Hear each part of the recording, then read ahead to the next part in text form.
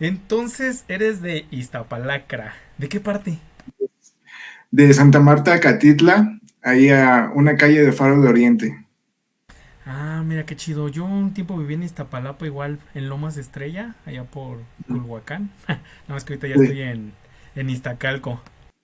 órale. Oye, ¿estudiaste en el CCH Oriente? Estudié en CCH Oriente el bachillerato y ahí fue donde hice varios cortometrajes y documentales. Uno de los cortometrajes que hice en CCH Oriente ganó en el Festival Internacional del CCH, ahora el CCHero Film Fest. En ese entonces gané con uno de mis cortometrajes. ¿En qué año fue esto? Eso fue en el año 2018. Ah, no tiene tanto. Fíjate que yo también egresé del CCH en el Vallejo. Y sí participé algunas veces, pero nunca me quedé en el CCHero. Creo que soy, creo que soy bastante malito, creo.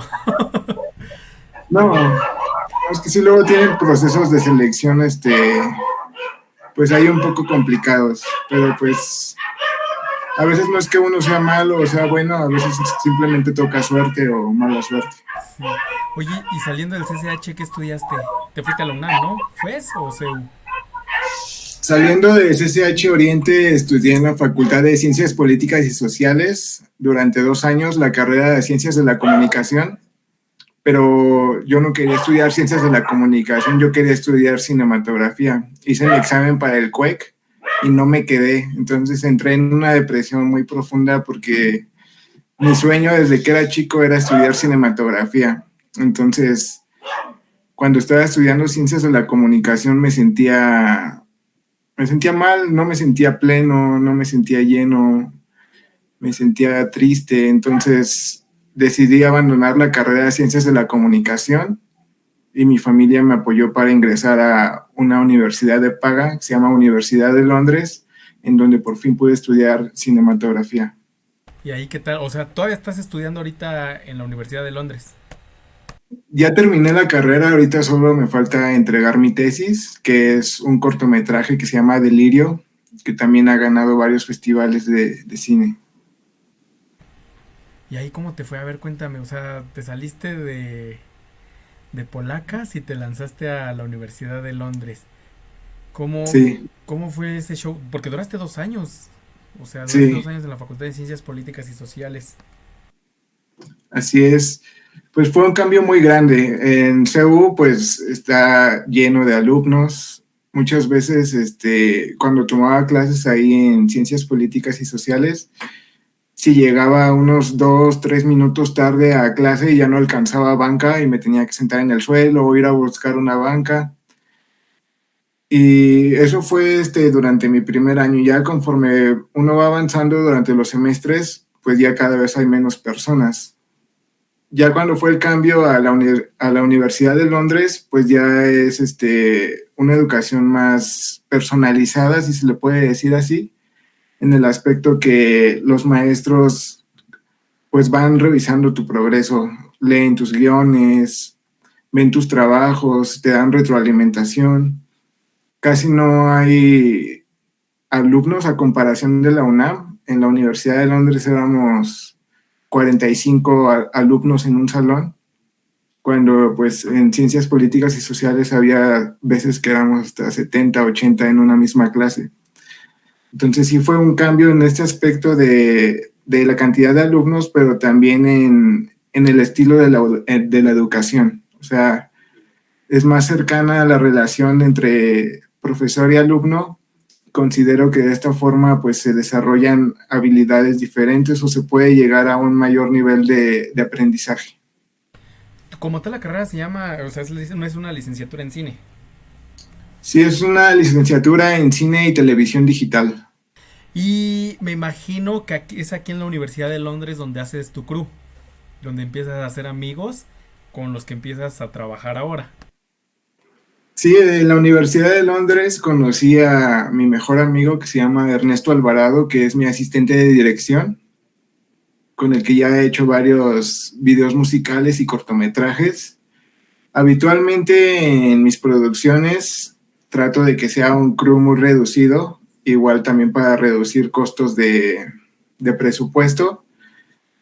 Eh, En la mayoría de mis trabajos realizo la dirección de fotografía, el guión, la producción y la edición. Entonces, cuando estamos en el set, normalmente somos mi asistente de dirección, que es Ernesto Alvarado, a veces también mi otra asistente de dirección, Ángeles Peña, y los actores. Normalmente somos dos protagonistas, tres extras, depende del proyecto.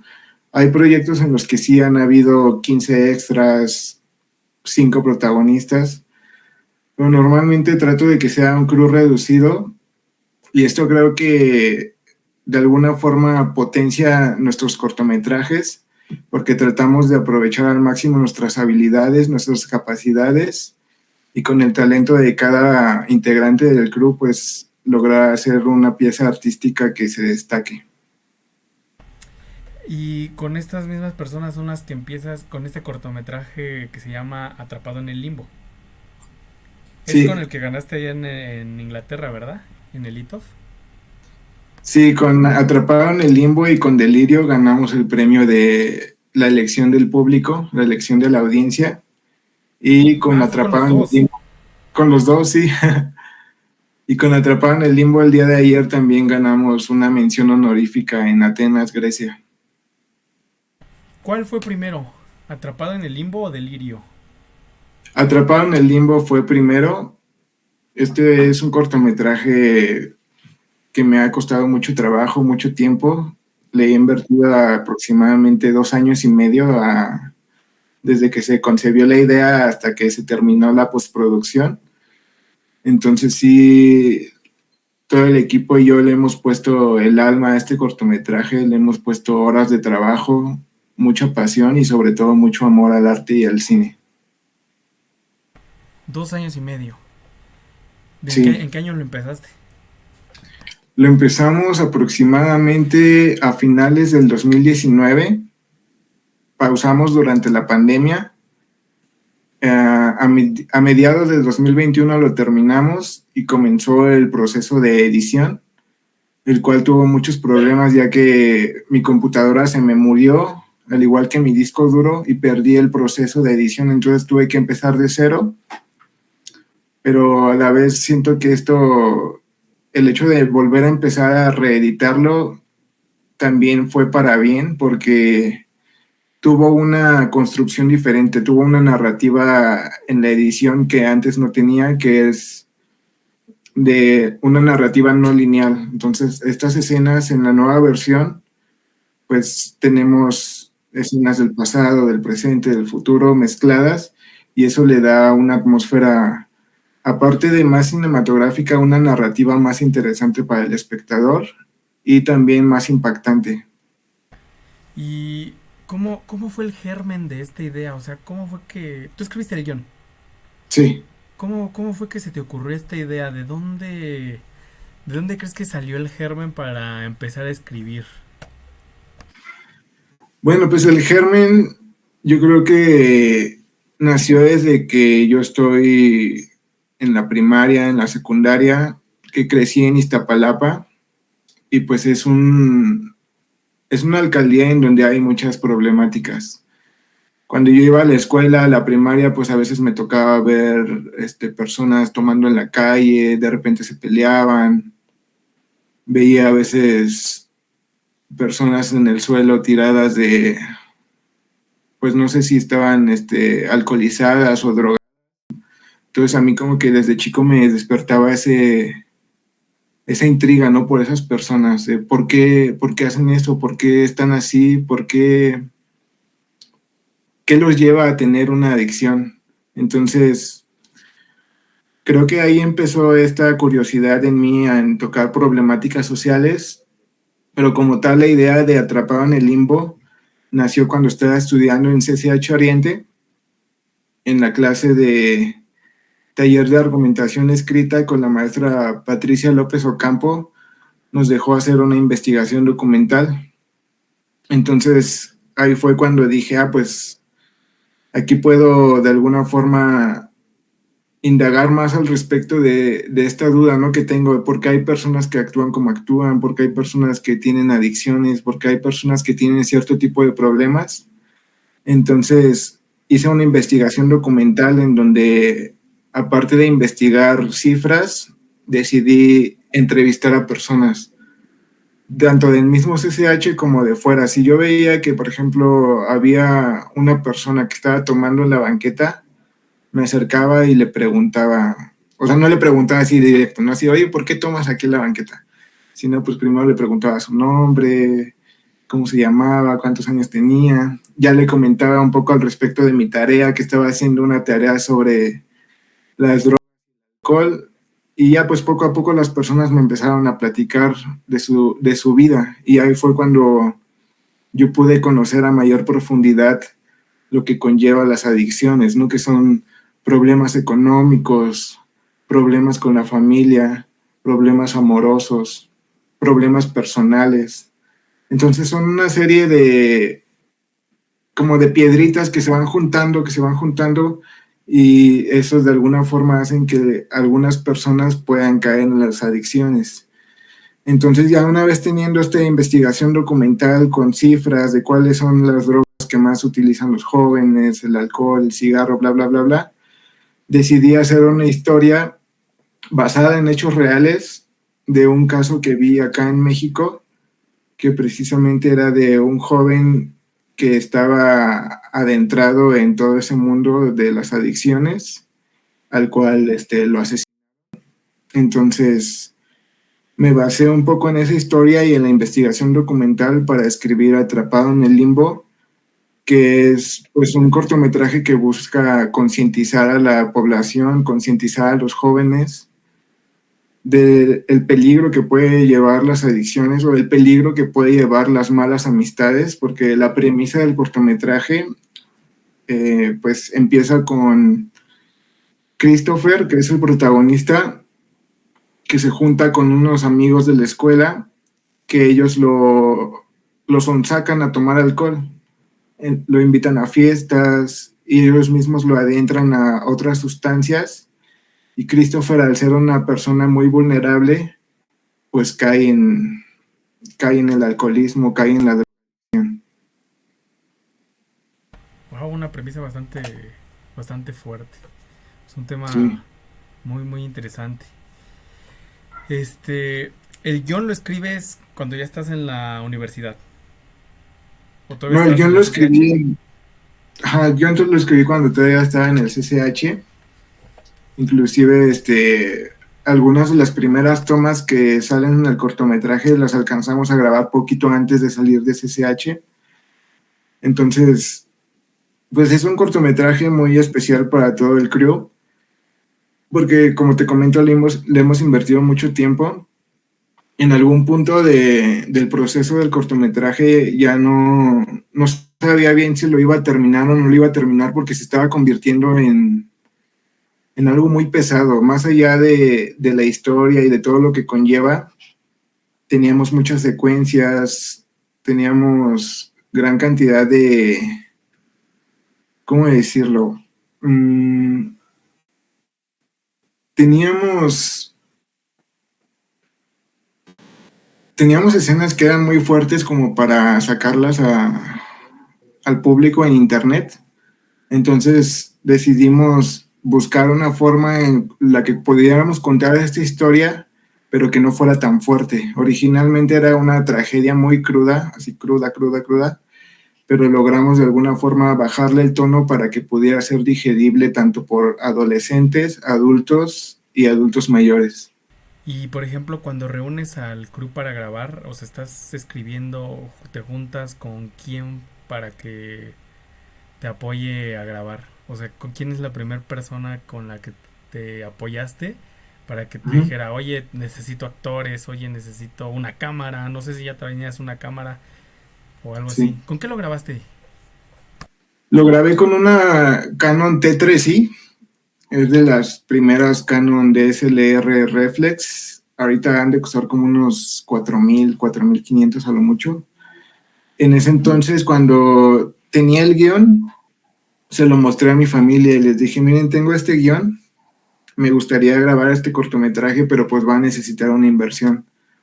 No era mucha la inversión, pero para hacer un cortometraje independiente, pues sí tiene una inversión un poco mayor al promedio. ¿De cuánto Entonces estamos mi hablando? familia, exacto, mi familia me dijo, sí, leyeron la historia, les gustó, me dijeron, te vamos a apoyar. Entonces, esta cámara, la que te comento, la Canon T3i, esta ya la tenía desde el 2014. Fue mi primera cámara con la que igual hice cortometrajes antes de entrar a CCH cuando iba a la secundaria. Y pues ya no tenía como esa preocupación de las herramientas, ¿no? Porque pues solo ocupaba la cámara, un micrófono que igual ya tenía de otra producción previa. Entonces, en una de mis clases de CCH de Ciencias Políticas, tenía un compañero que se llama Antonio Padilla, que en cuanto lo vi, no sé por qué a veces cuando escribo algo y veo a alguien, como que siento que es la persona indicada para actuar en ese papel. Entonces yo ya tenía el guión escrito y cuando lo vi en clases, dije como que él le podría quedar este personaje. Entonces ya me acerqué con él y le platiqué de la idea que tenía y él casualmente me dijo que le gustaba actuar. Bueno, más bien que le gustaría actuar porque nunca había actuado. Entonces le dije, pues si quieres, un día de estos traigo mi cámara y hacemos unas pruebas. Y ya, si todo sale bien, pues comenzamos a grabar el cortometraje. Entonces, antes de terminar el CCH, grabamos unas pruebas y a ambos nos gustó mucho, inclusive esas pruebas esas pruebas previas del cortometraje las entregamos como un trabajo final para esa materia. Y pues el maestro le gustó mucho, nos dijo que muchas felicidades, que era un muy buen trabajo. Entonces eso como que nos motivó para hacerlo todavía más grande. Entonces, a partir de unas pequeñas escenas muestra, comenzamos a grabar y a grabar, pero no fue así como por grabar, sino que buscamos la manera en potenciar la historia, en hacerla más interesante, más profunda. Por ejemplo, también le metimos la problemática familiar. Aparte de la problemática personal de las adicciones, este cortometraje también habla de las problemáticas intrapersonales o con la familia. También toca el tema de la violencia intrafamiliar, de los problemas de pareja. Todo esto de alguna forma también nació por mi papá, que él es médico familiar. Entonces, a veces escuchaba que mi papá le pedía como consejos a mi mamá, que es psicóloga, sobre algunos casos que tenía de familias disfuncionales, familias con problemas. Entonces, a mí como que me resonaba en el interior esos problemas que tenían esas familias y cómo repercutían en los demás miembros de la familia. Entonces, me basé en la violencia intrafamiliar también para exportarlo al cortometraje, para nutrirlo más con esta problemática que potencia todavía las motivaciones del personaje. Entonces el personaje, aparte de pasar por problemas internos, también pasa por problemas familiares que todavía lo hacen que se hunda más en toda esta problemática de las adicciones. Oye, ya entrando en cuestiones, por ejemplo, de producción, en Sí. cuanto, dos preguntas, o sea, ¿qué locaciones usaste? Y, por ejemplo, ¿cómo fue esto de los permisos? ¿Cómo pediste las locaciones? Sí. En cuanto a locaciones, grabamos en CCH Oriente las escenas de la escuela. Grabamos en Iztapalapa escenas de exteriores, al igual que en Tláhuac. En CCH Oriente sí tuve que pedir permiso para ingresar la cámara con mi shoulder rig, que es como un estabilizador de hombro, porque cuando estábamos grabando llegó jurídico a decirnos, oigan, ¿qué están haciendo? Que quién sabe qué, que tienen permiso, y ya les dije, no. Me dijo, no, pues tienes que sacar permiso. Y pues ya fuimos a hablar con las autoridades de CCH y con todo el equipo, ¿no? Porque jurídico nos llevó. Bueno, para los que no conozcan, jurídicos son como la autoridad de la UNAM. Es como si fueran los policías de la UNAM. Entonces ellos nos llevaron nos llevaron con sus superiores y ya nos preguntaron qué están haciendo, por qué traen una cámara, qué están grabando. Y ya les platiqué un poco del cortometraje que estábamos grabando y la importancia de tocar estos temas para la juventud.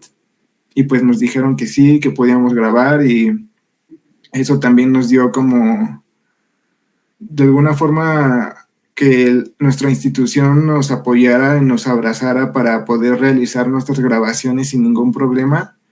Nos hizo sentir muy motivados y muy contentos. Ya posteriormente, cuando grabamos en Iztapalapa, de igual manera tuve que pedir un permiso para la delegación, porque grabamos en varios puntos exteriores. Grabamos en la calzada Ignacio Zaragoza, grabamos ahí cerquita de Faro de Oriente, grabamos escenas de alto impacto que pues se tiene que tener permiso, porque si no puede llegar la policía y te lleva y hasta te pueden quitar tu equipo. Bueno, es lo que he escuchado, no sé si sea, no sé si sea verdad, pero pues también en la alcaldía Tláhuac también tuvimos que pedir permiso en la delegación para que nos dejaran filmar, porque iban, como te comento, iban a hacer escenas de alto impacto. Para no spoilear la historia, pues solo lo voy a dejar ahí en alto impacto, ¿no? Entonces, sí, me siento muy agradecido tanto con CCH Oriente como con la alcaldía Tláhuac y la alcaldía Iztapalapa por permitirnos llevar este proyecto. Y pues sí, cuando quieran grabar un cortometraje que tenga que ver con cosas fuertes o cosas que pueden alertar a las personas de su alrededor, pues sí, mejor traten de buscar un permiso para evitarse ciertos problemas. Sí, justamente, y luego que, o sea, digamos que es algo que sí se ve en estas delegaciones, Iztapalapa y Tláhuac, o sea, se puede llegar a confundir con un suceso verídico, ¿no? A pesar de que Sí, pongas, por ejemplo, una cartulina que diga estábamos en filmación, o sea, puede llegar a malinterpretarse. ¿Y exacto. cuál fue lo más, digamos, lo más costoso en cuanto a lo que te costó más esfuerzo en realizar este cortometraje? O sea, puede ser desde el guión, por ejemplo, hay algunos que nos cuesta mucho trabajo el guión, las mismas locaciones, la dirección. ¿Qué fue lo que más te costó trabajo? Uf, es una buena pregunta, Sobre todo pero porque son 2 años y medio de trabajo, o sea, y aparte se te atravesó una pandemia, o sea. exacto. Sí, definitivamente lo que fue más difícil para este cortometraje en particular fue la edición, porque pues para editar material que es pesado en cuanto al tamaño del archivo, pues se necesita una buena computadora. Y en ese entonces mi computadora no era muy buena, entonces a cada rato se me crasheaba el programa, se me cerraba, se me reiniciaba la computadora, me salía el clásico pantallazo azul de Windows. Entonces, por ese lado, fue difícil. Primero, las limitaciones del equipo.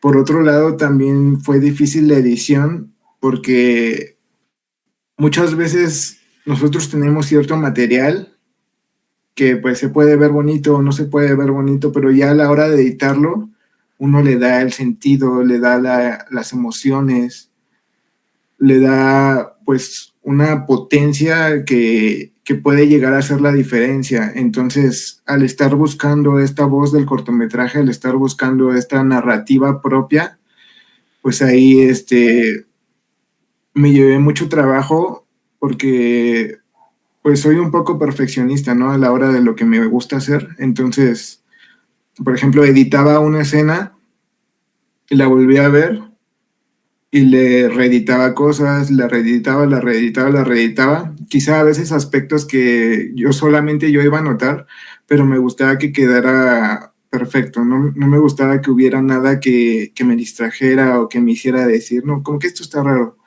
Entonces, en este aspecto de la edición fue muy meticuloso a la hora de editarlo, en el aspecto que cada escena, cada secuencia estuviera lo más digerida posible, decirlo de alguna forma, en el aspecto de que no fuera pesada, no fuera larga, que no tuviera que durar más de lo que tuviera que durar. No sé si me explico. O sea, encontrar la membrana de la escena, encontrar el, la raíz, encontrar lo que de verdad se debería contar de la escena y sobre todo pues darle esta forma, este fondo. Eso nos llevó mucho tiempo en edición. De hecho, la mayor parte de estos 2 años y medio que llevó este cortometraje fue en edición. En edición yo creo que sí fue como año y medio. Esto contando que pues yo mientras estaba en la escuela no tenía que hacer tareas, tenía que hacer otros trabajos, tenía que hacer otros cortometrajes para la escuela. De alguna forma esto también influyó, pero pues eso no le quita que nos hayamos tardado prácticamente un año y medio editándolo.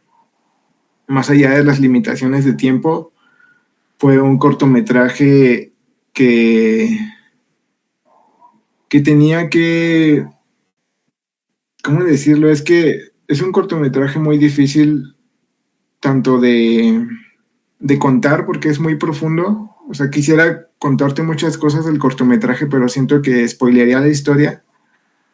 Entonces, este cortometraje, a la hora de editarlo, se tuvo que compactar. Originalmente iba a durar 30 minutos, pero en la mayoría de los festivales tienen que durar de 15 a 20 minutos. Entonces, también ahí entramos en un dilema de ver qué escenas dejábamos, qué escenas quitábamos.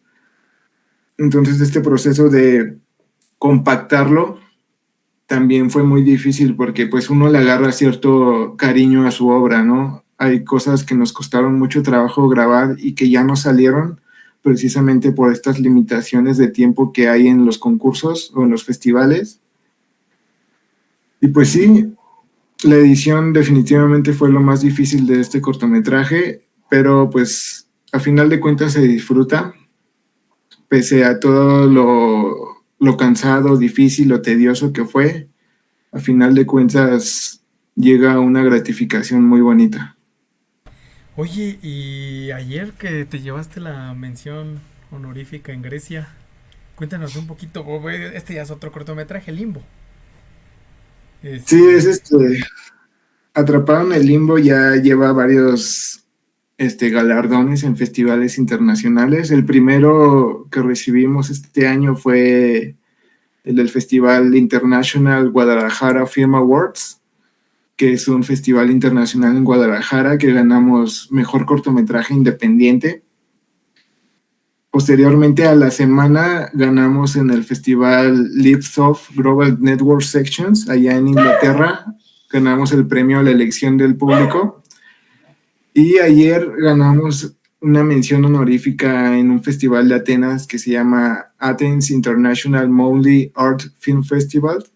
Entonces, yo estaba dormido, eran como las 6 de la mañana y me desperté, no sé por qué me desperté, pero el punto es que me desperté con una buena sensación. Dije, hoy es un buen día.